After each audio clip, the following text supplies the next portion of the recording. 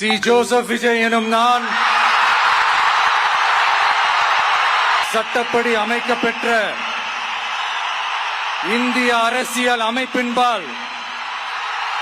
உண்மையான நம்பிக்கையும் மாறா பற்றும் கொண்டிருப்பேன் என்றும் இந்திய நாட்டின்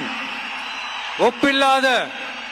முழு முதல் ஆட்சியையும் ஒருமையையும் நிலை நிறுத்துவேன் என்றும் தமிழ்நாட்டு அரசின் முதலமைச்சராக உண்மையாகவும் உளச்சான்றின்படியும் என் கடமைகளை நிறைவேற்றுவேன் என்றும் அரசியல் அமைப்பிற்கும் சட்டத்திற்கும் இணங்க அச்சமும் ஒருதலை சார்பும் இன்றி விருப்பு வெறுப்பை விலக்கி பலதரப்பட்ட மக்கள் அனைவருக்கும்